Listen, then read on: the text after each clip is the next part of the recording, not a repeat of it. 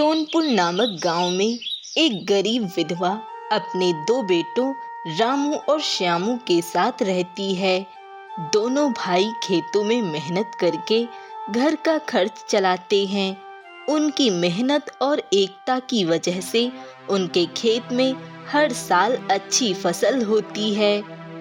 वहीं गांव के कुछ लोग जैसे ठाकुर साहब और उनका भतीजा बंसी रामू और श्यामू की फसल और कामयाबी देखकर उनसे जलते रहते हैं।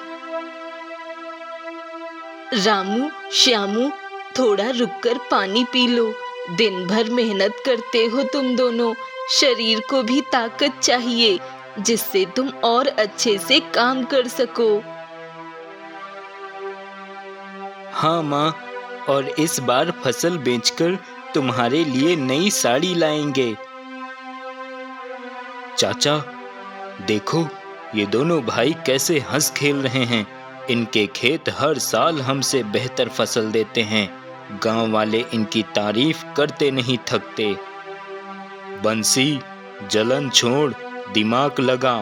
इनकी ताकत इनकी एकता है, और ये दोनों अलग हो जाएं तो इनका सब कुछ बर्बाद हो जाएगा और हमें मजा आ जाएगा। तो चाचा, क्या करें? आप ही कोई तरकीब बताओ। रामू बड़ा है, उसमें थोड़ा घमंड है। उसे बहका कर श्यामू के खिलाफ भड़काओ, बंटवारा करवा दो। फिर देखो कैसे ये दोनों बिखर जाते हैं। ये सही कहा आपने चाचा। इससे इन दोनों भाइयों में ही दरार पड़ जाएगी और फिर ये दोनों आपस में लड़ते रहेंगे। हाँ बंसी, तेरा दिमाग तो अब बहुत चलने लगा है। देख, तू मेरे साथ रहकर कितना होशियार हो गया है। अरे ये तो बस आपकी ही कृपा है चाचा जी। तो फिर अब मौका देखकर उस रामू को बहकाना शुरू कर दे, क्योंकि अब इनकी तरक्की देखी नहीं जा रही मुझसे। ठीक है चाचा जी, मैं कुछ न कुछ करता हूँ। अब बंसी रामू पर नजर रखने लगता है और एक दिन गांव के मंदिर के पास रामू अकेला बैठा होता है कि तभी बंसी वहां आता है। रामू भाई, तू तो इस गांव का सबसे मेहनती इंसान है, फिर भी तू श्याम के साथ बराबर का हिस्सा बांटता है। अरे तू बड़ा भाई है, तुझे ज्यादा हक मिलना चाहिए। बंसी, ऐसा तो मैंने कभी सोचा नहीं। श्यामू मेरा भाई है, हम दोनों साथ मेहनत करते हैं। साथ मेहनत? अरे तू उससे ज्यादा काम करता है। सारे गांव वाले तो यही कहते हैं कि श्यामू तुझ पर बोझ है। मेरी बात मान तो तू बंटवारा करवा ले। तू अकेला ही ज्यादा तरक्की करेगा, क्योंकि तू ही ज्यादा मेहनत करता है। ये बात सारा गांव जानता है, बस तुझे ही खबर नहीं है। अब रामू के मन में शक का बीज पड़ जाता है और वह घर जाकर श्यामू से बात करता है। श्यामू, मैं तुझसे कुछ बात करना चाहता हूँ। हाँ भैया, बताइए क्या बात है? कोई नई तकनीक सीख कर आए हैं क्या खेती करने की? नहीं नहीं, ऐसा कुछ नहीं है, वो बात कुछ और ही है। तो बताइए ना भैया, क्या बात है? देख श्यामू, मैंने बहुत सोचा और ये निर्णय किया कि अब हमें बंटवारा करना होगा। मैं बड़ा हूँ, इसलिए मुझे ज़्यादा हिस्सा मिलना चाहिए। भैया, ये क्या बात हुई? हम तो हमेशा साथ रहे हैं और हम अलग हो जाएंगे तो हमारी माँ का क्या होगा? हमारी एकता ही तो हमारी ताकत है भैया। नहीं श्यामू, मैंने अब सोच लिया है, हमें बंटवारा करना ही होगा। रामू, ये क्या कह रहा है? तुम दोनों मेरी दो आंखें हो। बंटवारा मत करो, ये घर टूट जाएगा। माँ, अब मेरा फैसला पक्का है।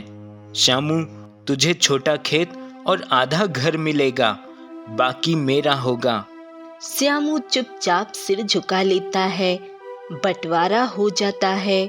रामू बड़ा खेत और घर का बड़ा हिस्सा ले लेता है, जबकि श्यामू को छोटा खेत और टूटा फूटा मकान मिलता है। अब वह दोनों भाई अपने अपने खेत में काम पर लग जाते हैं। कुछ महीने बीत जाते हैं। रामू अपने बड़े खेत में अकेले काम करता है, लेकिन उसकी फसल अच्छी नहीं होती। दूसरी ओर श्यामू अपने छोटे खेत में मेहनत करता है और उसकी फसल शानदार होती है। इस बात से गांव वाले श्यामू की तारीफ करते हैं। अरे देखो देखो, श्यामू ने छोटे से खेत में कितनी अच्छी फसल उगाई। रामू तो अब अकेला पड़ गया है। हाँ जगदीश, ये बात तो तुम सही कह रहे हो। श्यामू की फसल तो वाकई में बहुत अच्छी हुई है। अब यह बात रामू तक भी पहुंच जाती है, जिससे रामू को बहुत बुरा लगता है। ये सब कैसे हुआ? मैंने उसे कम हिस्सा दिया, फिर भी वो मुझसे बेहतर कर रहा है। ऐसा कैसे हो सकता है? मेरी ज़्यादा ज़मीन होते हुए भी मेरी खेती में उतनी फसल नहीं हुई जितनी कि श्यामू की हुई है। रामू अब उदास रहने लगता है और मन ही मन अपने भाई से ईर्ष्या करने लगता है।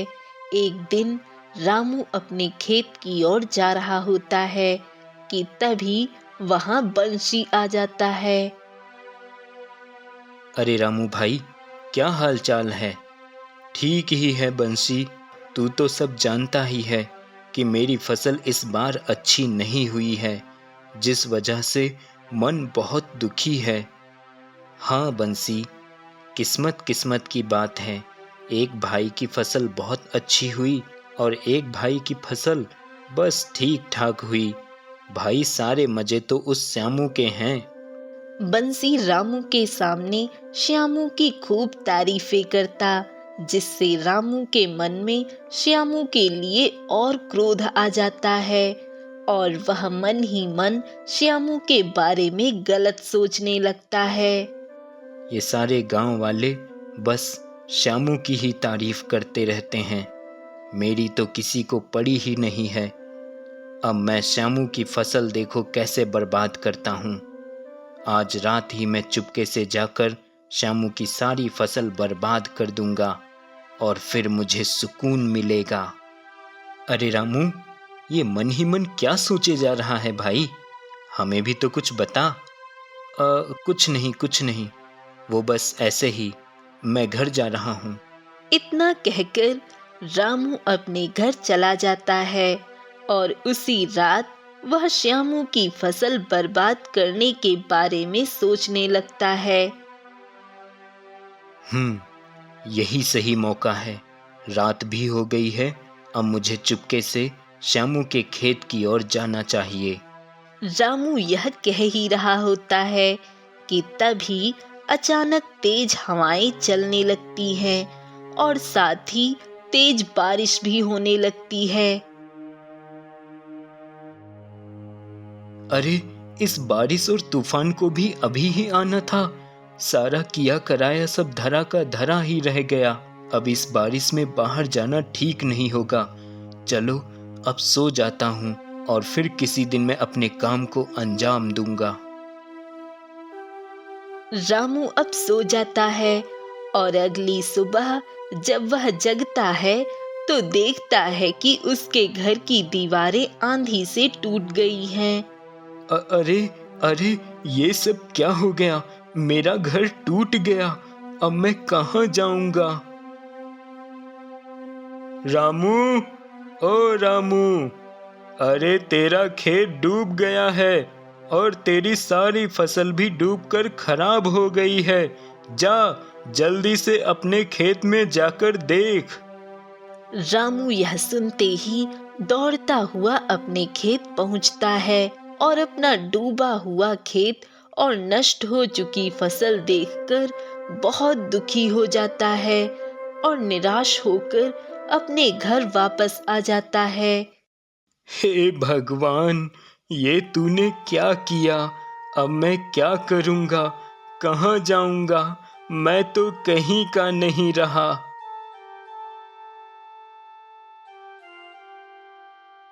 भैया, आप बिल्कुल भी चिंता मत करो। खेत की फसल तो फिर उग जाएगी और आप यूं निराश ना हो। मैं हूं ना, मैंने फसल उगाई थी, वो बहुत अच्छी हुई है और उतने में हमारा गुजारा भी आराम से हो ही जाएगा। वैसे भी आपको मैं उसमें से आधा हिस्सा दे दूंगा। बस आप मेरे साथ रहो, फिर देखो हम क्या से क्या कर सकेंगे। श्यामू, तू मुझे अपने साथ रहने को कह रहा है और अपनी फसल भी मुझे देने को कह रहा है, पर मैंने तो तेरे साथ बहुत गलत किया था। वो सब छोड़िए भैया, थोड़ी बहुत तो भूल चूक सभी से हो ही जाती है। हाँ, बस अब ध्यान रखना कि हम भाई हैं और हम हमेशा एक दूसरे की ताकत हैं। मुझे माफ कर दे मेरे भाई, मैं ठाकुर और उस बंसी के बहकावे में आ गया था। फिर मैंने अपना ही घर तोड़ दिया, पर आज तूने मुझे सिखा दिया कि मैं कितनी बड़ी गलती कर रहा था। चल भाई, आज से हम हमेशा साथ ही रहेंगे। अब वह दोनों भाई हमेशा साथ रहते और खूब मेहनत करते और अपनी माँ के साथ खुशी खुशी रहने लगते हैं।